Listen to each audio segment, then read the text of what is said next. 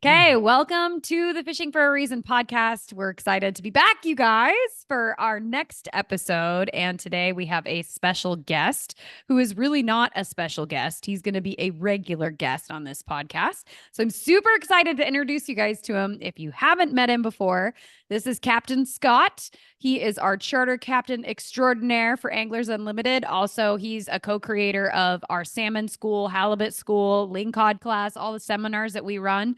You're going to see Scott as well. We are married. We met in a fishing club and we just keep fishing together and then creating content about fishing together.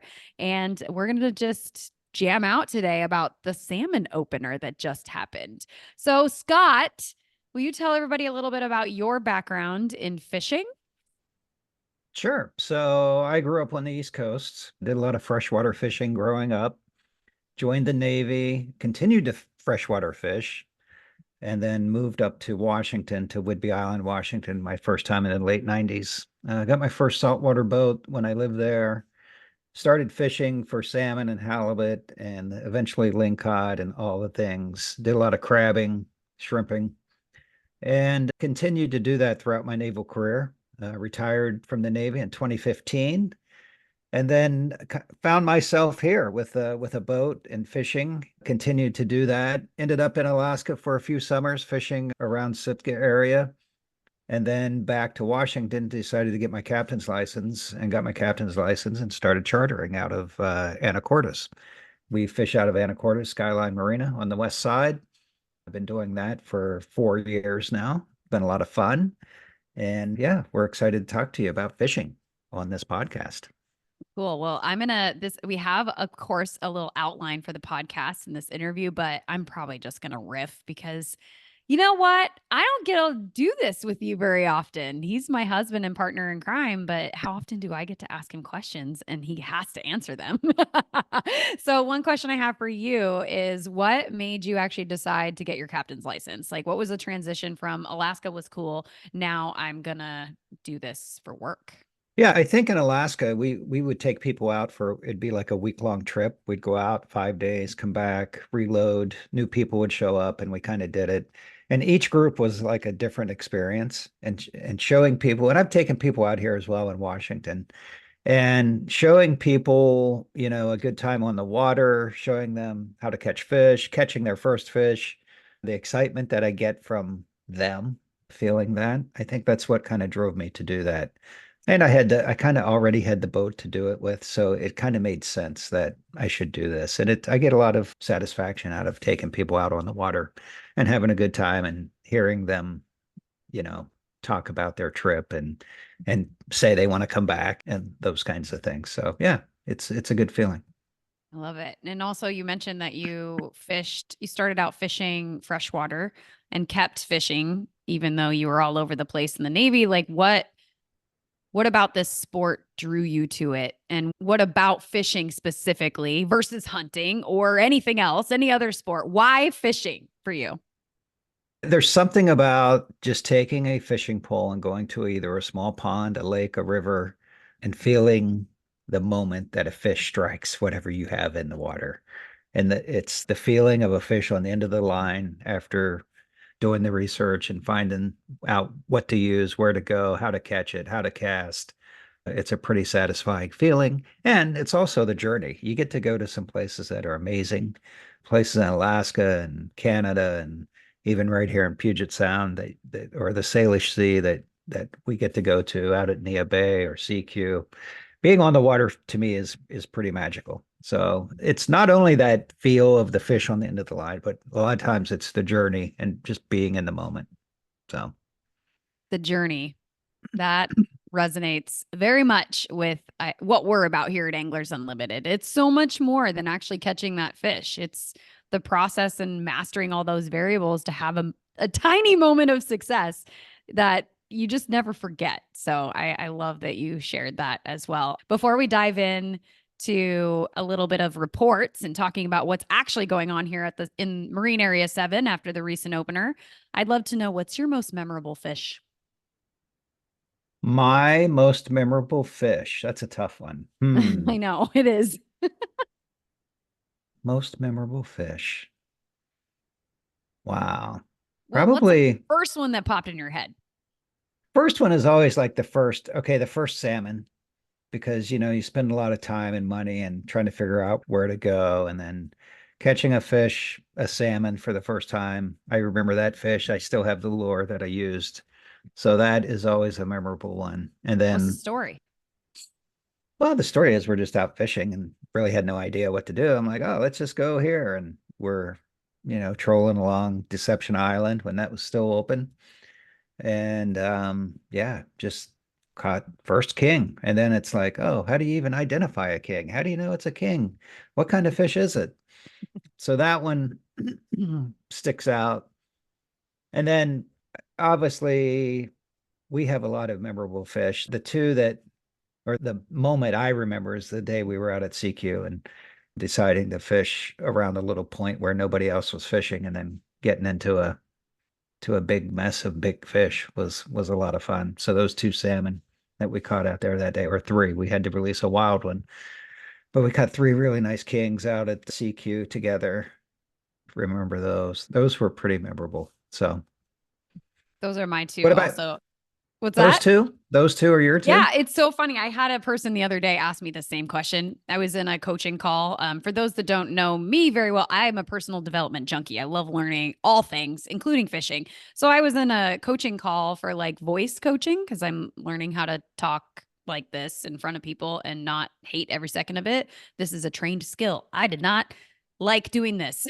I still am learning, like with everything. But anyway, her question to me was, what was your most memorable fish? And that CQ story was the one I shared because there was something so magical. You chose the spot. I remember you looked at the chart, and this is one of the things that I think anglers that are listening can pick up on is when you know the charts and you understand how the contours of the water work. Scott calls them can openers. And he's like, oh, there's a little can opener right here. But he has enough confidence in his ability to read a chart and know what makes a good area on a specific tide and current, even in an area we don't fish very often. And so he's like, let's go there and try it. And no joke, I think it was like the first pass. It was like, boom, fish on like fast, right when we hit this little hole, this spot that you identified. And just the feeling of fighting that fish and then actually keeping it, because it was I think the first one was a hatchery fish. And Yeah. then we literally circled around and landed another one. And then we literally circled around when I think the second one was wild. And then another one. It was like big, chunky, gorgeous kings. They're not even, her question to me was, what was the biggest fish you ever caught?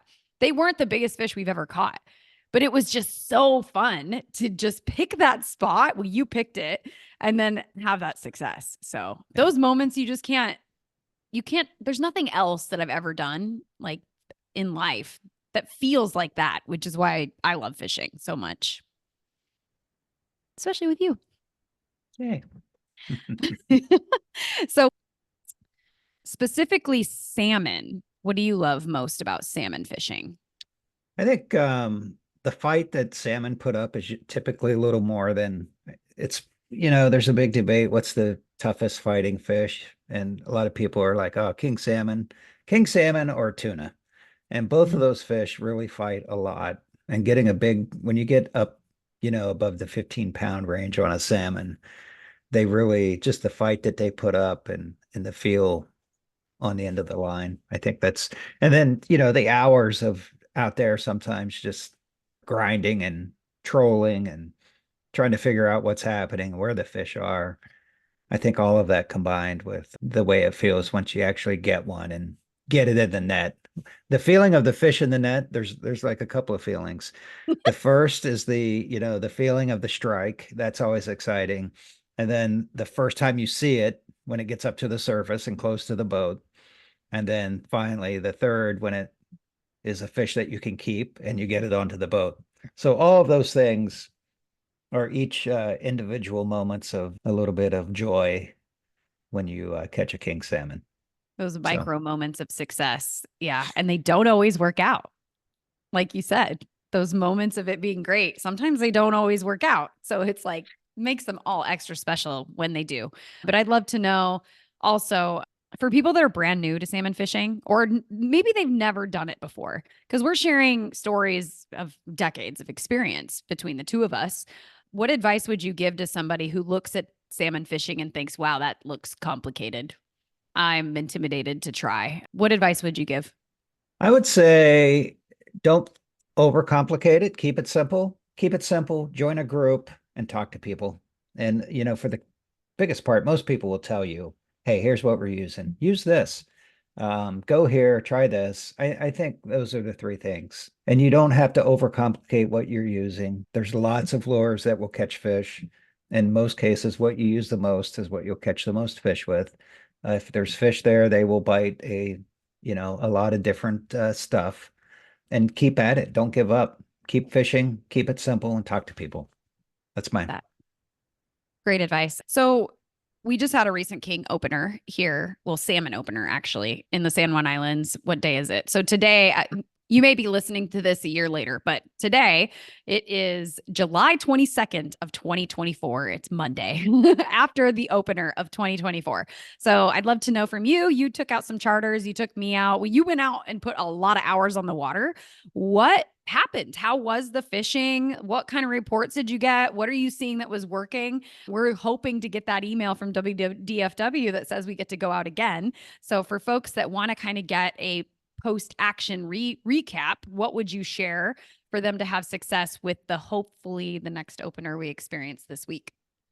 Yeah, I think overall, I think everybody kind of experienced the same thing on the places we fish normally. I think there was not as many fish as we anticipated. There was, last year it felt like we could go out and, put in a few hours and get our limits. This year was more of a grind. Same techniques and places we're working. We're producing some fish. We caught a few each day. A lot of small fish that we couldn't keep. There was reports of a lot of native fish that we had to throw back. But I think overall it was a little slower than most people anticipated this year. And then getting some reports, guys went out a little further. So traveling 16, 17, 18 miles away, they may have had a little more success out there, more fish. So maybe they haven't come through yet. And it's all, every year these fish could be moving through a week earlier, a week later. Generally about the same time in mid-July, we have fish here in the local Anacortes area, but sometimes maybe they just haven't shown up yet, or they kind of ripped through here and we missed them. So there's still some fish around. Guys are catching fish, just not as plentiful as we thought it would be on the first 3 days. And, it's a lot of times it's a timing and a luck of the draw kind of deal when you get 3 days for it to be open. So hopefully we get the next 3 days starting Thursday. And these fish that we're hearing about down south out towards CQ and Nia Bay, hopefully some of those start moving through. Awesome. Anything surprising that you were surprised to see when you were out there this round? A lot of guys catching coho this early in the month or this early in the year, mid-July. We typically don't see as many. We caught some coho as well.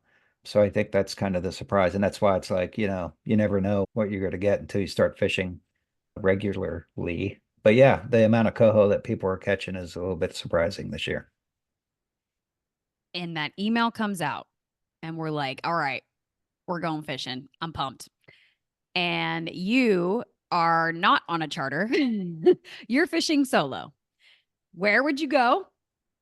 Perfect tide, whatever tide you want it to be. What's your favorite fishing spot? And what's the first thing you're going to put in the water and why? Well, let's see. Based on what we've seen, I think I'd try right. We have a place called Reef Point here, just south end of Cypress Island. I think I would go back out there and just see if it has picked up, more than it was. And I'm a white squid kind of guy, so I'd probably put a white squid in the water. I like to have one of those mostly all the time. What flasher? Um,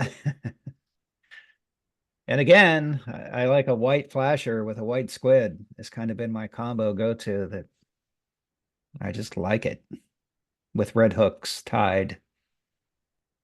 And how long is the leader? Probably somewhere around 30 to 33 inches long is a good number for me. Awesome. Any insider tips that are not widely known that you want to share with listeners? Oh, insider tips that are not widely known. I would say, let's see, a lot of people fishing on the bottom. I think the closer you can be to the bottom is probably Not a bad move, depending on I mean, where you're at. Obviously, if you're in 300 feet of water fishing, you're not going to fish in at the bottom. But these kings, if you're in a place where they're traveling through, I think starting deeper is probably better. And, putting a little scent on the hook is not a bad option either. Strips of herring, trailing a strip of herring on the hook. It'll not only maybe, entice the fish to strike, but it might mask any scent that you're picking up on your squid and your hooks from your body or from the boat. So I think a little herring strip is not a bad idea. But other than that, I mean, I think just keep doing it. Maximize your time in the water. Be brilliant at the basics, getting out there, and then don't be afraid to fish where there are not other people fishing. When you say be brilliant at the basics, in your mind, what do you consider the basics? Driving your boat, being able to operate your kicker or your trolling motor, whatever you use, and being able to consistently get the downrigger, work a downrigger and getting that into the water. And then tying all the other things with setting up your leader, you're tying your knots, and then even just letting the downrigger down with the fishing line hooked up onto it takes practice and being proficient at doing that and not wasting time untangling knots because you're not whatever, you're not moving when you start to let it down. You go down too fast with your downrigger and it spins it into a knot, and then you have to just reset it. You don't know how your clips are holding your fishing line, so it may rip it out as soon as you start to go down, or they're new, which was our case this year, and they hold on too tight. And it just all that just adds time to doing admin stuff and not trolling and pulling your lure through the water. So just practicing all that stuff. And it's even, for us, it's like the first time out, it's like, oh man, what am I doing now? How do I do this? So it takes even the first time out, always takes a little bit of getting back into the groove of things after you've been doing or not doing it for a year. So Totally. And also like your gear, just even the downrigger, making sure the counters work and everything's working properly, that it's tied properly. If you haven't been fishing for salmon in a while, it can all be a little rusty, for lack of a better term. Another question I have for you is, do you have a favorite fishing story from this last opener, last 3 days? favorite fishing story from the last 3 days is probably I had a couple of 8-year-olds and a 6-year-old on the boat at the same time. And they come up with a line, they're going to die anyway, so why not die today? I love That it. was, That's and I'm hilarious. like, who, an 8-year-old said that? So I was pretty pumped to hear that. And I knew they were in for fishing. So we had a great day and they were a lot of fun. That's awesome. I love that. They're going to die anyway, so why not die today? Life lessons with Mr. Goat. That's right. So, if people want to book a charter with you, do you have any openings? Where can they find you? What's the best place for people to get in contact with you? Yeah, so Scott at anglersunlimited.co, there's no M on the end, is the best way. Send me an email. If we get openers this week, we may have some openers on Thursday and Saturday morning. I've got a couple of people in the queue right now that want to go. So yeah, just reach out or you can call us at 360-969-1379. Send me a text. Any of those ways will get us connected and we'll go from there. Other than that, if we don't get the king opener, we'll go out and catch some silvers. A lot of silver showing up. I've got openings probably next 3 weeks. I'll go out and fish for some silvers. Won't be able to keep kings. We'll probably catch kings. It's still a lot of fun. And again, it's a good journey on the water and out there enjoying some sea time. So Sounds fantastic. Thank you, Scott, so much for your time. You've covered a lot here. Is there any final words that you want to leave our listeners with before we sign off today? no, I would say go out and enjoy the opportunities we have here in Washington. We get a lot of negative feedback about our fishing season, about how short it is. There's still a lot of fun out on the water. It's pretty therapeutic being out there, and you might even get to catch some fish and keep them. So don't discount the opportunities we have here in Washington. And yeah, get out on the water. Love that. All right, everybody, tight lines. Have a good one. And we will catch you in the next episode next Wednesday. Have a beautiful day. Thanks, Scott. See ya. Bye.